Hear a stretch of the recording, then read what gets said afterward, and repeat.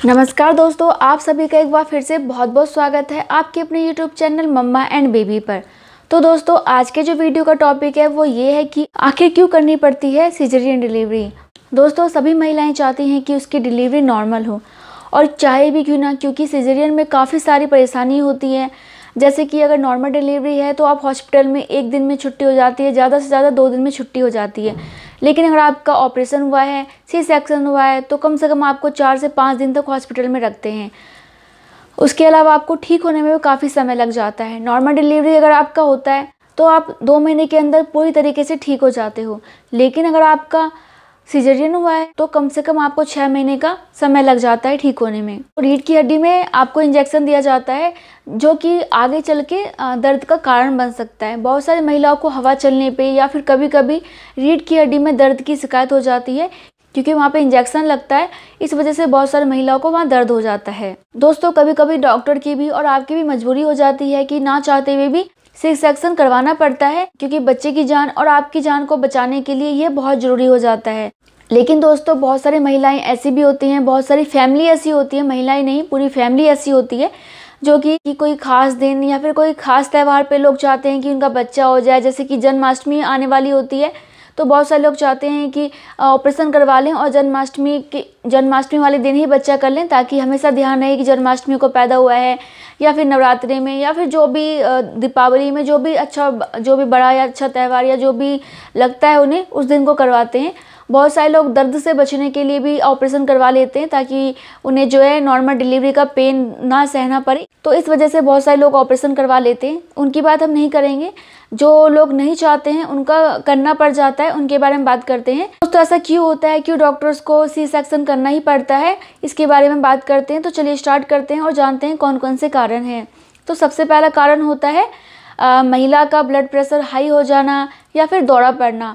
अगर किसी महिला का ब्लड प्रेशर हाई हो गया या उसे दौरे पड़ रहे हैं तो डॉक्टरों की मजबूरी बन जाती है कि वो ऑपरेशन के द्वारा ही बच्चे की डिलीवरी करें, क्योंकि अगर वो ऐसा नहीं करेंगे तो इससे क्या होगा, महिला के दिमाग का नस फट जाएगा, वो मर जाएंगी और हो सकता है उसकी किडनी खराब हो जाए, लीवर खराब हो जाए।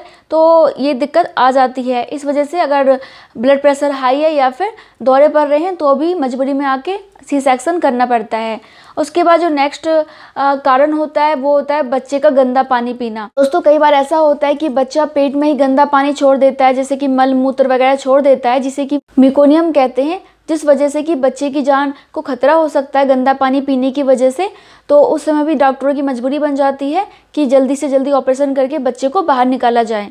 दोस्तों, इसके अलावा जो नेक्स्ट कारण है वो ये है कि बहुत सारी महिलाओं का जो कद होता है छोटा होता है, तो उन महिलाओं की जो कूल्हे की हड्डी होती है वो काफ़ी छोटी होती है, तो उनका नॉर्मल डिलीवरी नहीं हो पाता। उस समय भी डॉक्टर को जो है ऑपरेशन के द्वारा बच्चे की डिलीवरी करनी पड़ती है। दोस्तों, कई बार ऐसा होता है कि डॉक्टर्स जो है बच्चेदानी का मुंह खुलने की दवा देते हैं, और महिलाओं का अगर बच्चेदानी का मुंह नहीं खुल पा रहा है तो उस समय भी जो है ऑपरेशन के द्वारा बच्चे की डिलीवरी की जाती है।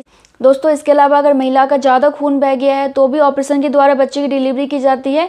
और कई बार ऐसा होता है कि बच्चे जो हैं गले में गर्भनाल फंसा लेते हैं, इस वजह से भी ऑपरेशन करना पड़ता है, क्योंकि अगर वो टाइम पर ऑपरेशन नहीं करेंगे तो बच्चे का दम घुट जाएगा और वो मर भी सकता है।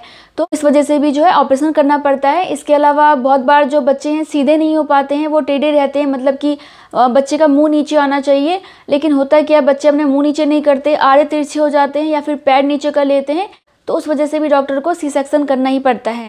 कई बार ऐसा होता है कि बहुत सारी महिलाएं कमज़ोर हो जाती हैं, कमजोरी के कारण या फिर खून का दौरा कम होने पर भी जो है ऑपरेशन किया जाता है। तो दोस्तों, ये थे कुछ कारण जिस वजह से कि नॉर्मल डिलीवरी नहीं हो पाती, डॉक्टरों को जो है आपकी सिजेरियन डिलीवरी करनी ही पड़ती है।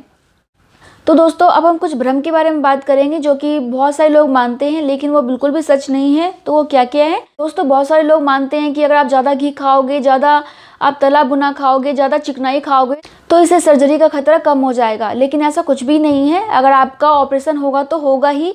अगर इनमें से जो मैंने बताए उनमें से कोई सा भी कारण रहता है तो आप कितना भी घी खा लो, कितना भी चिकनाई खा लो, कितना भी मसालेदार खाना खा लो, आपका तो ऑपरेशन होके ही रहेगा। तो इन चीज़ों के चक्कर में ना पड़ें कि हम ज़्यादा तला भुना खा लें या फिर ज़्यादा चिकनाई खाएंगे तो हमारा ऑपरेशन नहीं होगा, ऐसा बिल्कुल भी नहीं है। दोस्तों, बहुत सारे लोग ये मानते हैं कि अगर आपका पहला बच्चा सिजेरियन हुआ है तो दूसरा बच्चा भी सिजेरियन होगा। दोस्तों, लेकिन ये बिल्कुल भी सच नहीं है कि अगर आपका पहला बच्चा ऑपरेशन से हुआ है तो दूसरा बच्चा भी आपका ऑपरेशन से होगा। दूसरा बच्चा आपका नॉर्मल हो सकता है, लेकिन कभी कभी जो है प्रसव पीड़ा के दौरान क्या होता है कि आपको काफ़ी दम लगाना पड़ता है, जोर लगाना पड़ता है बच्चों को बाहर पुश करने के लिए। तो उस समय खतरा रहता है कि अगर आपका ऑपरेशन हुआ है पहले तो उसका टाका फट जाए। तो इस वजह से अगर डॉक्टरों को लगता है कि अगर आप नॉर्मल करेंगे आपके साथ दिक्कत होगी तो वो आपका सी सेक्शन ही करते हैं, लेकिन हर बार ऐसा नहीं होता। दोस्तों, अगर आपका पहला बच्चा सिजेरियन द्वारा हुआ है तो ज़रूरी नहीं है कि आपका दूसरा बच्चा भी सिजेरियन द्वारा हो, लेकिन अगर आपके 2 बच्चे सिजेरियन द्वारा हुए हैं तो तीसरा बच्चा आपका 100% सिजेरियन ही होगा, क्योंकि डॉक्टर वहाँ पे बिल्कुल भी चांस नहीं लेते हैं और आपका सिजेरियन ही होता है। दोस्तों, बहुत सारे लोग मानते हैं कि अगर सिजेरियन डिलीवरी होता है तो बच्चे अपने माँ से ज़्यादा लगाव नहीं रखते हैं, लेकिन ऐसा कुछ भी नहीं है, क्योंकि बच्चा पैदा होने के तुरंत बाद ही माँ के पास रख दिया जाता है और आप उसे फीड भी करा सकते हो। तो ऐसा कुछ भी नहीं है, अगर कोई ऐसा सोचता है तो बिल्कुल गलत सोचता है, ऐसा कुछ भी नहीं है। दोस्तों, बहुत सारे लोग ये मानते हैं कि अगर आपकी सिजेरियन हुई है तो आपका पेट ज़्यादा बड़ा हो जाएगा और आपके कमर में दर्द की शिकायत हो जाएगी, लेकिन दोस्तों सच्चाई ये है कि आपका टाका तो कुछ दिन में भरने लग जाता है, लेकिन महिलाएं डर के मारे, दर्द की वजह से और डर के मारे जो है वो ज़्यादा चलती फिरती नहीं है, बेड पे पड़ी रहती है, जिस वजह से कि उनका पेट बाहर निकल जाता है। इसके अलावा दूसरी बात ये होती है कि अगर आपके कमर में दर्द होना स्टार्ट हो गया है तो वो हो सकता है गलत पोजीशन में बैठ के दूध पिलाने के कारण, क्योंकि बहुत सारी महिलाओं को दूध पिलाने का सही तरीका मालूम नहीं होता और वो गलत तरीके से बैठ जाती हैं और उनके कमर में दर्द की शिकायत हो जाती है। जब बेबी पैदा होता है तो उस समय डॉक्टर कहते हैं कि हर 2 घंटे में दूध पिलाना चाहिए, और बच्चे ऐसा भी नहीं है कि तुरंत दूध पी लेते हैं, काफ़ी समय लगता है दूध पिलाने में। तो बार बार गलत तरीके से बैठने की वजह से जो है आपकी कमर में दर्द हो सकती है। तो इसके लिए डॉक्टर से बात करें और कुछ दिनों के अंदर ही आप चलना फिरना स्टार्ट करें, हल्का फुल्का एक्सरसाइज करना स्टार्ट करें और दूध पिलाने के सही तरीके को जानें और उसके बाद ही बच्चों को दूध पिलाएं। तो आपको कमर दर्द की शिकायत नहीं होगी और आपका पेट भी बाहर नहीं निकलेगा। दोस्तों, बहुत सारे लोग ये मानते हैं कि जो बच्चे सर्जरी के द्वारा हुए हैं वो हमेशा बीमार रहते हैं, उन्हें कोई ना कोई बीमारी लगी रहती है, लेकिन दोस्तों ऐसा कुछ भी नहीं है। अगर आपके बच्चे को कुछ बीमारी है, कुछ दिक्कत है तो डॉक्टर से दिखाइए, वो इसका इलाज करेंगे। दोस्तों, बहुत सारे लोग ऐसा ही मानते हैं कि सर्जरी के दौरान जो है उन्हें ब्लड की ज़रूरत पड़ती है, लेकिन ऐसा नहीं है। अगर खून ज़्यादा निकल गया है तो ही ब्लड की ज़रूरत पड़ती है। दोस्तों, बहुत सारे लोग ये मानते हैं कि सर्जरी के बाद जो है आपको 6 महीने तक ही आराम करना चाहिए, यानी कि 6 महीने तक बेड पे लेट के आराम करना चाहिए। दोस्तों, लेकिन ऐसा कुछ भी नहीं है। आप घर के छोटे मोटे काम कर सकते हैं और आप डॉक्टर से पूछ के छोटे मोटे एक्सरसाइज भी कर सकते हैं। दोस्तों, अगर आपकी सिजेरियन डिलीवरी हुई है तो आपको कुछ बातों का ध्यान रखना चाहिए, जैसे कि आपको मालिश नहीं करवाना चाहिए। दोस्तों, अगर आपकी नॉर्मल डिलीवरी हुई है तो आप अगले दिन ही मालिश करवा सकते हैं, यानी कि डिलीवरी के अगले दिन ही आप मालिश करवा सकते हो। लेकिन अगर आपकी सिजेरियन डिलीवरी हुई है तो आप कम से कम 45 दिनों तक बिल्कुल मालिश ना करवाएं। हल्का फुल्का करवा सकते हैं हाथों पैरों की, लेकिन आप कमर की या फिर पेट वगैरह की मालिश नहीं करवा सकते, क्योंकि इससे जो है टाका फटने का डर रहता है। तो मालिश से परहेज कीजिए कम से कम 45 दिनों तक। दोस्तों, इसके अलावा आपको क्या करना चाहिए, आपको साफ सफाई का पूरा ध्यान रखना चाहिए। दोस्तों, बहुत सारी महिलाएं ऐसा मानती हैं कि अगर डिलीवरी सिजेरियन हुई है तो उन महिलाओं को नहाना नहीं चाहिए, क्योंकि जो इससे जो है टाके पक जाएंगे और संक्रमण का खतरा बढ़ जाएगा, लेकिन ऐसा कुछ नहीं है।